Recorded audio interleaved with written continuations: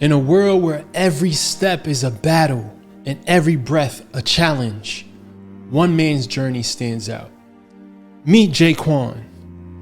2 years ago, Jaquan set out on a path many of us fear to tread, a path of transformation, resilience, and sheer will. Despite the sweat, the determination, and the public eye on his every move, his goal seems just out of reach. And what happens when the scales doesn't tip? Even when your world turns upside down in the effort?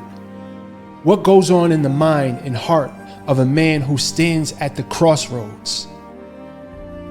This is not just a story of weight loss. This is a tale of human spirit, endurance, and the unseen battle we all fight. Join us as we delve deep into Jaquan's world, uncovering the truths, the myths, and the raw emotions of a journey like no other.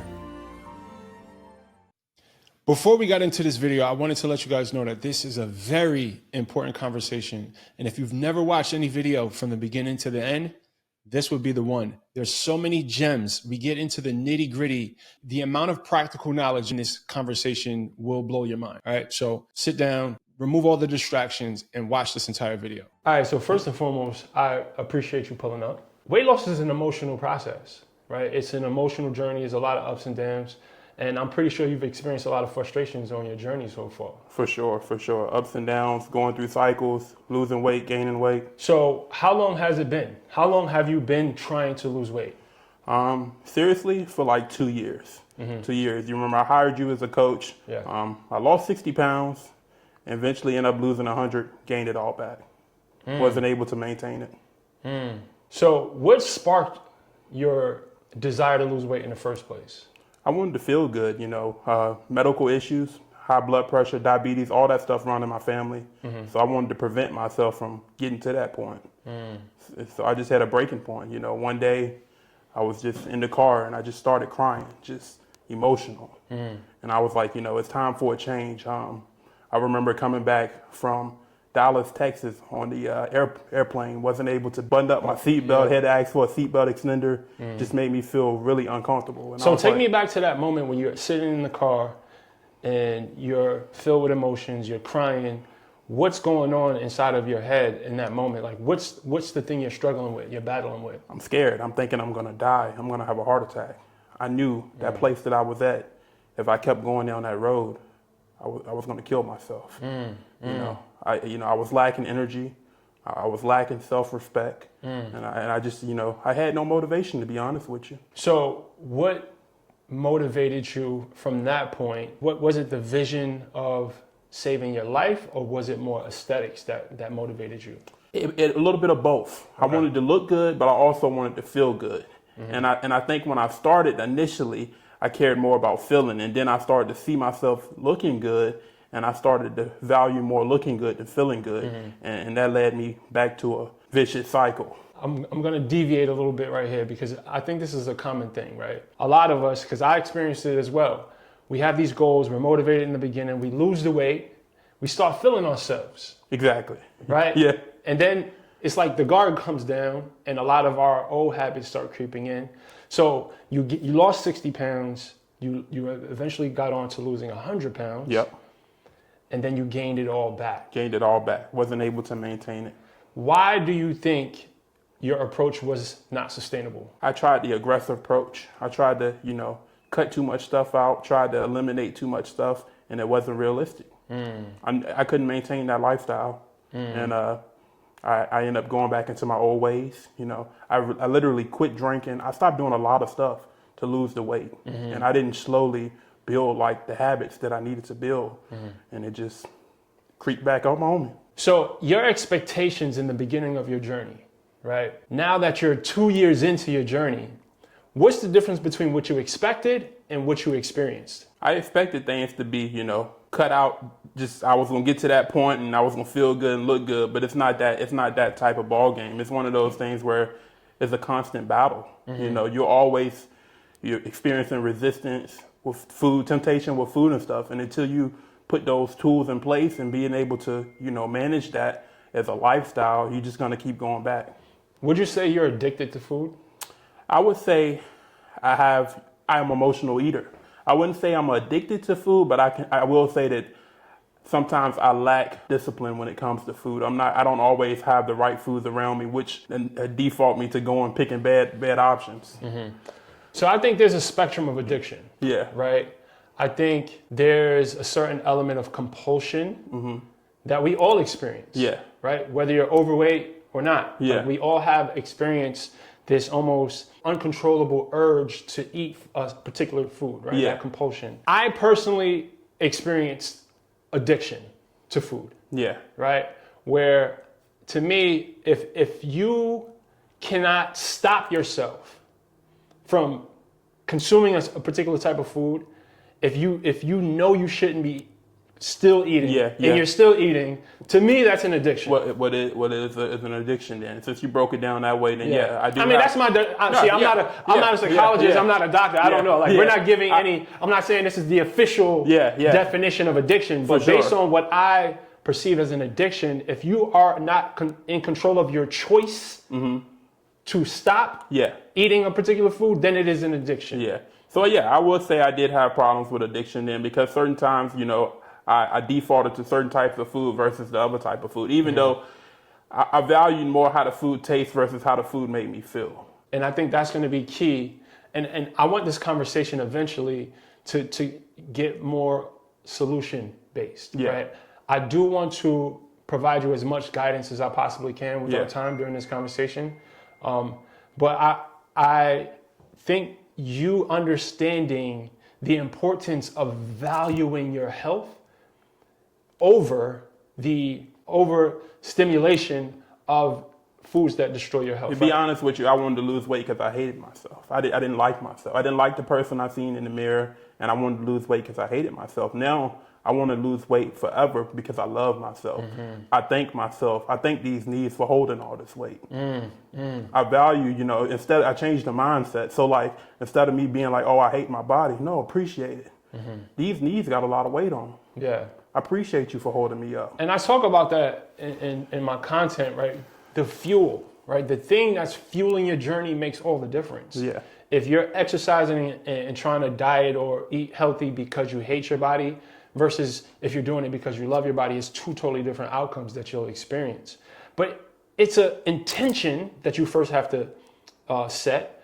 And there's a process, right? Because I think if you ask the average person if they love themselves, they're going to say yes. Yeah. Right? Because that's our default way of thinking. We program, we good. Yeah, I'm good. Of course I love myself.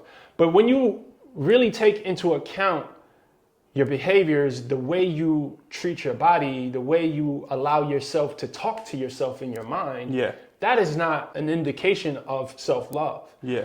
So I think, for one, first and foremost, having the awareness, I want to celebrate you on that, right? You have that level of self-awareness where you realize my entire first chapter of my weight loss was fueled by self-hate.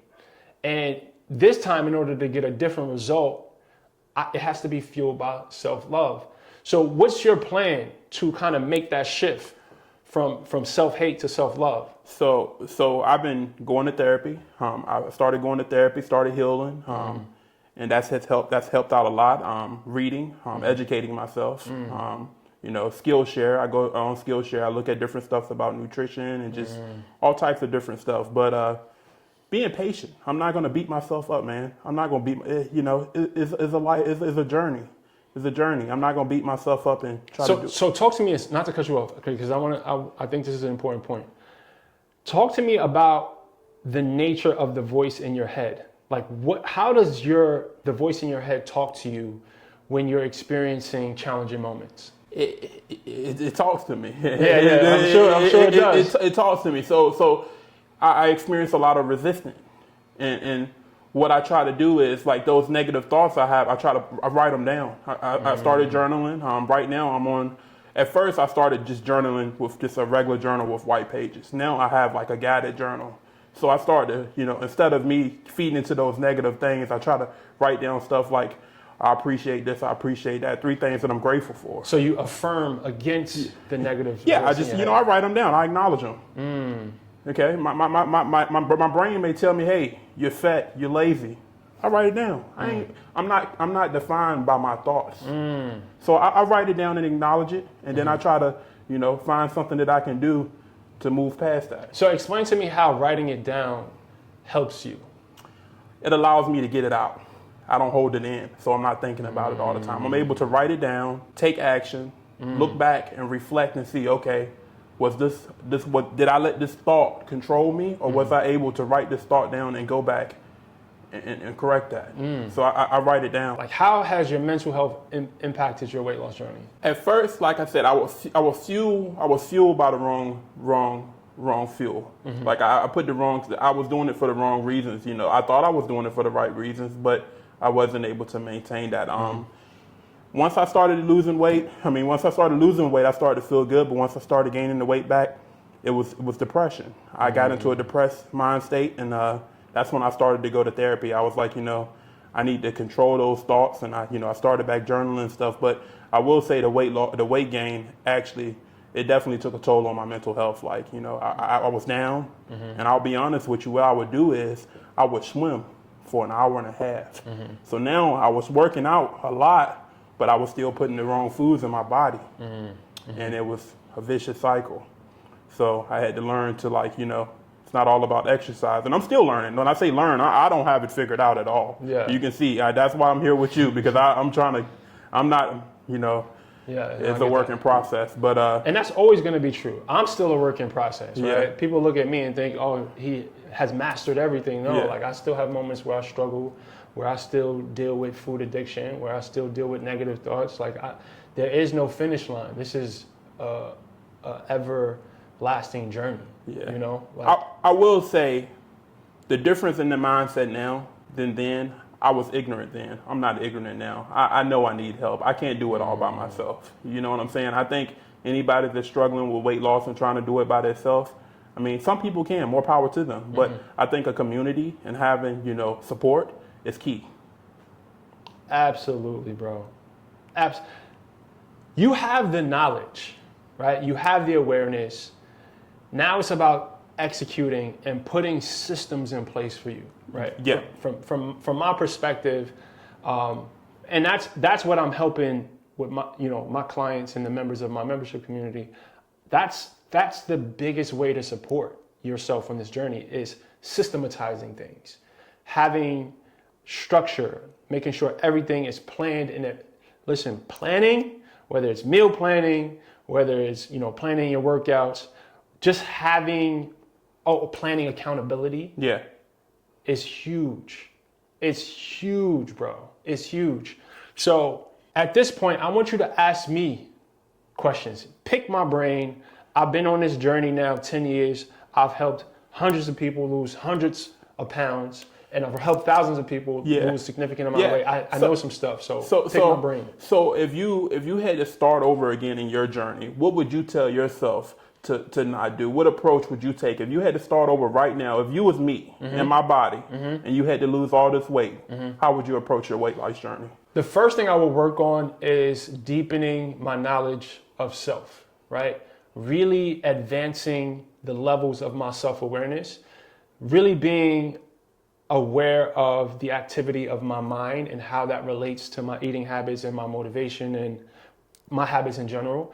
How my emotions, like really on an advanced level, understanding the contributions of my emotions, like how my emotions affect all these things, right? How I eat, my relationships, my relationship with myself, my relationship with exercise, just really deepening my self-awareness on the mental, emotional, and spiritual level is where I would focus first. Okay. Right?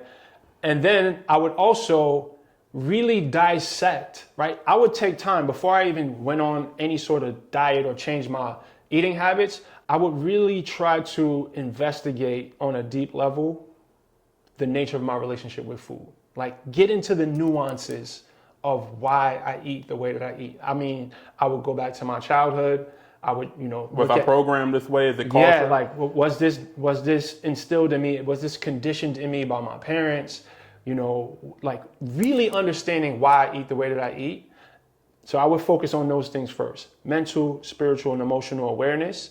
So that would include a lot of journaling, speaking to coaches, speaking to therapists, a lot of meditating, right? Because meditation is a powerful tool that gives you access to what I like to call the control panels of your mind. Okay. Right? Yeah, I get you. Because when you can understand the patterns in your mind, right? The patterns of thoughts that impact certain daily behaviors. When you can understand what's going on behind the curtains, that's when you have the information to make changes. Yeah. A lot of the times, a lot of us, we're trying to make changes, but we're doing it on a surface level, right? We're trying to change what we eat. When you get into the root of it. Yeah, we're trying to change what we eat. We're trying to put ourselves on a diet. We're trying to, implement these intense exercise routines, but we don't understand what's going on underneath, right? Why am I inspired to eat the way that I eat? Because you're essentially trying to put a Band-Aid or trying to address an issue from the top when the roots are still corrupt. That makes a lot of sense. And if you don't heal the roots, they're just gonna keep growing. That's it. It doesn't matter what you do to the top. Yeah. You feel what I'm saying? So I would address it from the root: mental, spiritual, emotional, and obviously nutritionally, having a deep understanding. Right? And taking some time to really explore that, right? First and foremost. And then I would start very slow. I would be super intentional about incrementally. Like if I had to lose 200 pounds, I would give myself 5 years. I would break it up into 5 years. Yeah. You feel what I'm saying? So is it realistic? It's not, yes, it's realistic, but not just realistic. I can set myself up for incremental wins and I don't feel pressure. And that fuels you. That gives you even more courage. Absolutely, because you can gain wins, right? If I say, hey, I want to lose 4 pounds this month, it's a win, right? And then in the beginning, that may sound like a small amount, but if I stack those wins over the course of 5 years, right? If I lose 5 pounds a month over 5 years, I don't have to change my lifestyle completely all in one swoop. I can take my time. I can allow my mind and my emotions to change at the same pace as my body. That'll allow you to maintain it too. You feel what I'm saying? Yeah, that's the key. Yeah, I get it. Pace is the key. So knowing myself, right? So I have this period of time where I'm focused on learning myself, right? So with that information that I gained in that period, now I know the nuances of my mind, my body, my emotions, my relationship with food, and that allows me to set a pace and set myself on a path that supports what I know about myself. For instance, if I know, drastic change isn't sustainable for me, which is true for most people. Yeah. Right? Or if I know I hate doing cardio. Yeah. Right? Because this is what I've reflected. Yeah. Right? I've looked at my past journeys. I realized, every time I've set on a journey before, I was doing 4 hours or 5 hours of cardio every week, and I hated it. Yeah. All right, so you know what? I'm not gonna go do cardio on a cardio machine. I may just go for walks. Yeah. Or I may focus on weightlifting. Or I may figure whatever it is, you right? enjoy. Basically, you're taking all the information and now you're strategizing a tailored approach, and you don't necessarily need a coach for this. Yeah. But I would definitely, that's the next thing, I would hire a coach. If I had the means, I would 100% hire a coach, because the accountability. If I can go back to the days when I was overweight, the one thing I would have done differently is I would have gotten more support. All of my successful friends, they all have one thing in common. They all invest in themselves. They get the support that they need. I'm currently taking on online coaching clients. Sign up for a discovery call, and let's figure out if we make a good team, because I want to help you transform this year. So it took me 3 years to reach my goal. Yeah.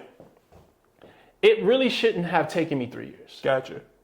The only reason why it took me 3 years is because I had to fall into all the potholes myself. I gained back 50 pounds, 60 pounds, 70 pounds, 3, 4, 5 times. You feel what I'm saying? That probably would not have happened had I had the support of a coach. Yeah. Right? Yeah. And not just hire a coach that you truly trust. Yeah. Because you have to be willing to listen and surrender to the teachings of this person. You feel what I'm saying? Absolutely. So yes, get a coach. Take time to learn yourself on a deep level, mentally, emotionally, spiritually, nutritionally, and set a sustainable pace, right? Understand that this is not a diet and exercise thing. It is, right? But that's not the nucleus of the solution. The nucleus of the solution is a transformation of the mind and the emotion and building inner strength, right? Building mental and emotional resiliency. And that is a practice that you have to set the intention for, and you have to install disciplines into your day, every day. You got to have something that you do every single day that helps you build the awareness that we talked about, that helps you build the mental and emotional strength, the resiliency, right? For me, it's meditation, it's breath work, it's yoga. You feel what I'm saying? And it's also just wiring. Over the years, bro, I used to be lazy, bro. Yeah. I was lazy. I was very unmotivated. I was very undisciplined. I was very unstructured. Over the years, I've had to rewire myself. To reprogram your brain. In order for me I had to teach myself to value struggle, and I'm going to clear this up. I had to value mental and emotional challenge. Now, every time now I have a dark day and I'm feeling like challenged mentally or emotionally, I've trained my brain to look at that as an opportunity to grow. Because that is how you build mental and emotional strength. It's in those dark days. It's in those moments where you're feeling challenged, right? But if you would have asked me that 6-7 years ago, I was like, oh man, I feel depressed. You know, I'm having a dark day. I would set myself into a victim mode whenever I was experiencing that. And now it's like I empower myself and call me delusional. No, I'm with you. You feel what I'm saying? I'm with you. Call me delusional. But when I'm having a mentally trying moment, I'm like, yes. You're going to have them. This is the motherfucker, you feel me? Like when you lift the weight, it's the resistance that builds the muscle. You're preparing yourself. You know you're going to have them, so why not be ready? They're inevitable. They're baked into the human experience. We can't avoid them. So why not reframe them as something that serves you? Because your perspective on it is everything. That is the thing. It's all, and you choose your perspective. Because the person with the best body, the best relationship, the best financial situation, he has dark days. He still has moments that challenge him mentally and emotionally. Again, it's baked into the human experience. You're not going to avoid it, right? Exactly. So now it's like, okay, find a way to look at it as something that is here to serve you. But that, and as simple as that may sound, that is a choice that you have to practice making, right? You Absolutely. practice making that choice. I don't care. I don't know what it's like. Your process will be like, or whoever's watching right now, what their process will be like to train themselves to value the mental and emotional challenges. But for me, it was a simple setup of a trigger is any negative emotion. I trained myself to set negative emotions as a trigger to remind myself that this is a moment of opportunity. Now, how I react in this moment is what defines me. What I do right now. What is the action that I take right now? And you know what, bro? Some moments I do the quote unquote right thing. And some moments I don't. We ain't perfect. We all You human. feel what I'm saying? We all human. Some moments I may give in to the emotional urge to overconsume some foods that's going to make me feel shitty tomorrow. Yeah. And some moments I may have the strength to say, you know what? Nah, I'm not going to do it. I'm going to go for a walk instead. I'm going to call a friend. I'm going to sit and meditate. I'm going to do something else to allow this compulsion to pass. That's the thing. When you recognize the emotion and you recognize the compulsion to overconsume a food or to emotionally eat, you got to realize that there's a process, the compulsion, the urge to eat something, it's going to come up. You're going to recognize it. This is why the awareness is important. You recognize it. Just stop. And this is the beauty of what yoga and mindfulness and meditation teaches you. It teaches you to put space in between the rising of the emotion, the thought, whatever the challenge is, allows you to put space in between the trigger of that emotion, you feel it, and your reaction. In the middle there is where all your power lies. And this is the part where you got to train yourself to exist in, right? The awareness, boom, man, I just got into an argument with my girl and now I feel shitty. First thing I do, I'm going to bring you guys and give you some insight on my process. The first thing I do is I stop and I identify the emotion, right? Yep. I give it a name. Yep. I am feeling sad. I am feeling frustrated. I am feeling whatever. Right? You're honest with yourself. I identify it because there's something, because what happens is there's two parts of your brain, right? One part of your brain is where the emotion is existing, and the other part is the part that is naming it. And what it does is it takes it objectifies the emotion, which helps it separate from you. It becomes something that you're experiencing and not something that you are. That's powerful. You feel what I'm saying? That's powerful, yeah. And when you can practice noticing the emotion, And that comes from sitting still, solitude. that's it. It comes from silence and observing. Observing what happens in your body when you feel an emotion, right? What happens? Oh, I feel, so that's the second part, right? I named the emotion. I'm feeling angry. All right, let me sit in silence and let me see where I'm feeling this emotion in my body. Because a lot of the times, because our minds and our bodies are connected. Yeah. So a lot of the times when you're feeling intense emotions, if you pay attention, you'll be able to recognize maybe some tightness in your chest, or you may have like a knot in your stomach. And you sit, and this is where the inner strength is developed. You sit and you just watch it. You practice not doing anything. You don't have to do anything about it, because what happens, and now back to this cycle, the emotion comes up. You recognize the feeling. You watch it, it's gonna peak. It's gonna feel really intense. And if you continue to watch it, it'll slowly start to fade away. And the compulsion to react by calling an ex that you shouldn't be speaking to, or to eat a gallon of ice cream, Yeah. that compulsion, that urge, if you observe that too, it will go away if you sit with it. And now, this is practical, right?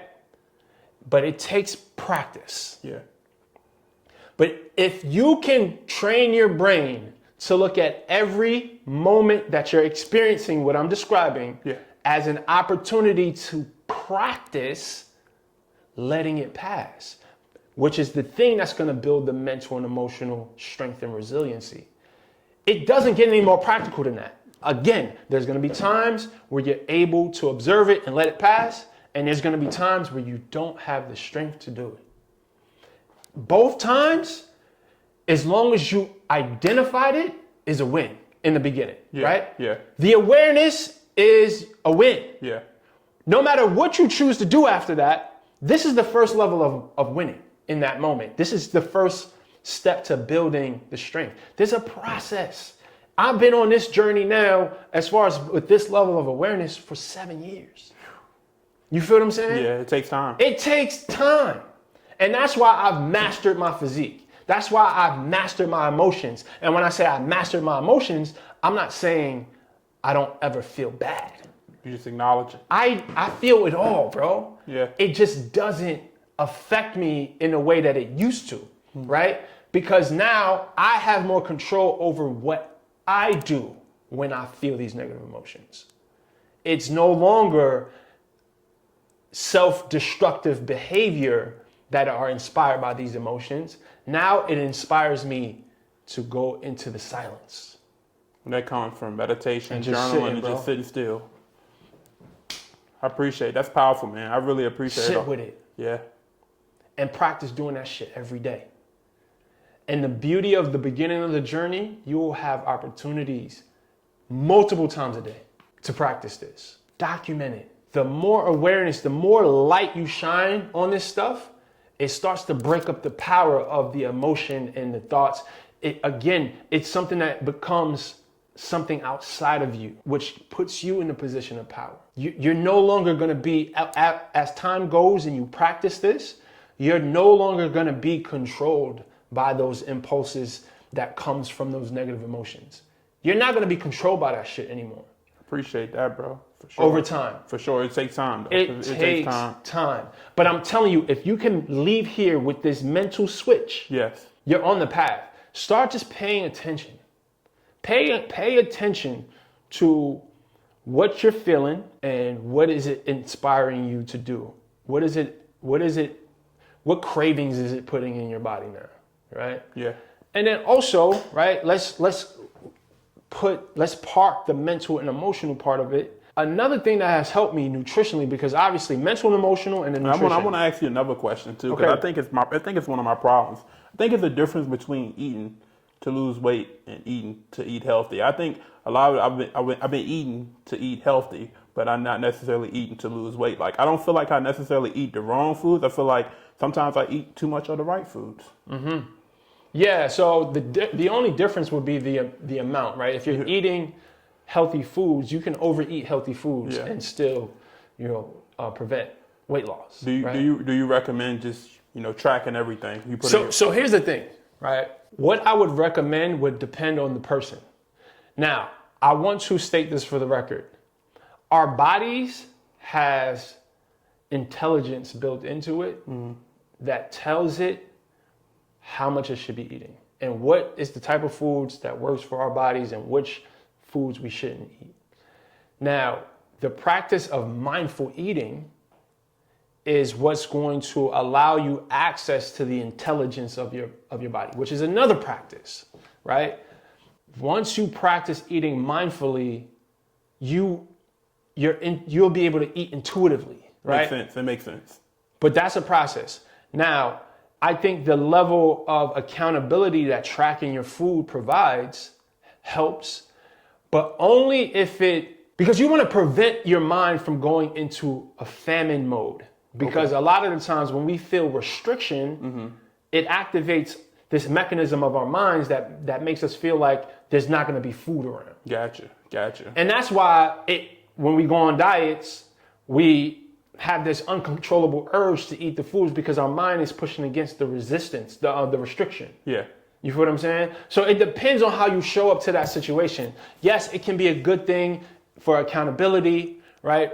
But there's a balance there, right? You got to pay attention and figure out which path is best for you. Okay. At this point, man, I've been practicing minimalism for a year now. So at this point, I just want to keep things simple. That's my whole thing, is keeping it stupid simple, bro. And that's the key. Yeah, so at this point, like, I did a vegan diet. I just came off a vegan diet. I did vegan 14 days just to see how it make my body feel. And I felt amazing. But I don't think I'll be able to sustain that lifestyle. It's just too restrictive. Yeah. What do you recommend at first? Like, do you recommend just, I know you talk about it a lot, just, sticking to whole foods? Yeah, I think keeping it simple, like you mentioned, is key. And focusing on asking your body what it wants. You feel what I'm saying? Like, and that's going to change. Yeah. Right? There's seasons of my eating where I eat one way and my body likes it, and then eventually it'll change, whether that's my eating pattern, right? What time I eat, whether it's what type of foods I eat. But I think as a general rule, I would focus on eating at least 70 to 80% whole foods. Okay. Focusing on getting your micronutrients, bro. Making sure that you're getting plenty different colors of fruits and vegetables, right? And really just experimenting. Gotcha. You feel what I'm saying? Seeing what works for the body, seeing what makes you feel good. Put food into your body. Our bodies are brilliantly designed. It gives us feedback. It lets us know what it likes and what it doesn't. You feel what I'm saying? No book is gonna. Some people say, "Yo, dairy is not good for you." Some people eat dairy and it makes them feel amazing. Yeah. There's no one size fits all. Gotcha. It is a process of really kind of turning your body into a science experiment and observing constantly, and that's why having a practice where you check in with yourself daily, right? How's my body feeling, right? You reflect. What did I eat yesterday? Okay, what I ate yesterday, how is it contributing to how I feel today, right? And over time, you start to gather all of this information, and you figure out what works for you, what makes you feel good, and what doesn't. And that's the process. I'm not gonna say, hey, you should do this diet, you should do that diet. I personally, I recently did a Whole 30 diet. Yeah. 30 days of whole foods? Whole 30. It eliminates grains and dairies. It's a very restrictive diet, but what it does is it strips your body of some of the foods that could potentially make you not feel well. Gotcha. Right? Gotcha. And then you can slowly introduce them back just for informational purposes. See how your body responds to it. It kind of just clears the palate, like shakes up the Etch-a-Sketch. You feel what I mean? Okay. And then you reintroduce the foods, and then but you have to be paying attention. Yeah. You feel what I'm saying? Yeah. And you pay attention. But there's no one size fits all. I think, it's about experimenting. Yeah. Sure. I read in this book where it says, you should experiment with different diets for 10 days. So maybe try pescatarian for 10 days, try, vegan for 10 days, and just kind of see how it responds with your body, because pretty much anybody can do anything for 10 days. So that gives you a perspective of how the food responds to your body. And then you take all the information that you gather from doing all of these different experiments, these different 10-day diets, right?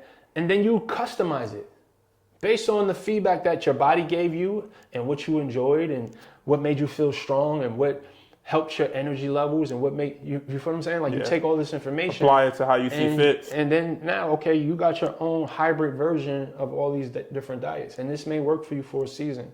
And then you may switch it up. Like, I'm not personally attached to any particular style of eating. You're more attached to how it makes you feel. Quality. My thing is I just eat quality foods, bro. Gotcha. I eat quality foods. I don't skimp on my food, bro. I pay money for my organic. Yeah, I'm the same way. You feel what I'm saying? Yeah. I pay for the grass-fed, meats. Yeah. I pay for, I'm not gonna have on $500 shoes and then say, oh no, I'm not. We're buying the cheapest protein. I'm not gonna do it, bro. Yeah. But again, that's because I have learned to value my health, and I know how important the quality of my food is as it relates to how I feel, bro. I'm 40 years old. Yeah. You feel what I'm saying? And I just turned 30, so I'm at this point where it's like, hey, I know in order to use my gift, God will not allow me to use my gift fully until I can show him that I can manage this. Because it starts with this. 100%. That's your vessel, bro. Yeah. And it's funny because maybe tomorrow my team's going to be posting this reel that I did where I spoke about looking at caring for yourself, eating healthy, exercising as a means of honoring and respecting God. Yeah. You feel what I'm saying? Like, I use the analogy of when I would buy my son a toy, right?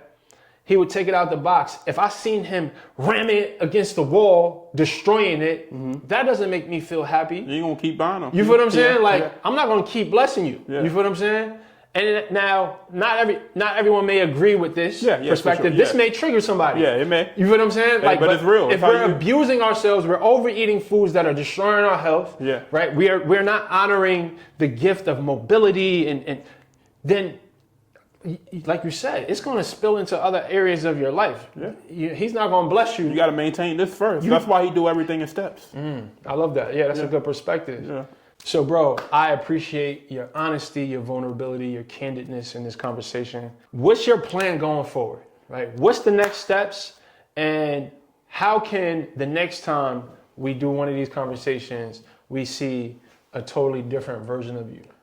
I acknowledge the fact that I need guidance. So like I'm gonna talk to you about coaching and stuff like that because I need a program that I can just, when I go to the gym, I want to be able to follow a program. Like I swim, I love swimming, I love cycling, but I need guidance. Like I got a lot of other stuff going on in my life, trying to start a business, trying to do this and try to do that. But my health is the most important thing. Yeah. So I need to focus on that and get to the next point. So definitely, like you told me about, just sitting still, just closing my eyes and sitting in solitude and just letting my thoughts be my thoughts and just sitting still and just working on controlling my emotions and becoming better, getting a better relationship with food. Yeah, well, it's a process, bro. Like I mentioned probably 30 times during this conversation. I want you to be kind to yourself through this process. It's not this incremental, you'll make certain gains. No, it's going to be a lot of ups and downs. There's going to be peaks and valleys. There's going to be moments where you feel like, oh, this isn't working. Like you got to allow the space for you to experience the full range of emotions through this process, and always returning back to loving yourself, being kind to yourself, whatever your mind is doing, whatever your body is doing. Just say, hey, you know what? I'm going through my process. Let me forgive myself for my missteps, and tomorrow's a new day. Let me get back on the path. And if you just repeat that over and over and you allow time to do its thing, you will reach your destination, bro. I appreciate you, bro. I appreciate your knowledge and your time, bro. Yes, sir. So over the last 9 years, I must have read over 600 books, but only 50 of these books really transformed my life. And I put together a document that lists every one of these books with a short description of each that I want to give away to you for free. So click the link in the description and I will email it to you right away. All right, totally for free. You're welcome in advance.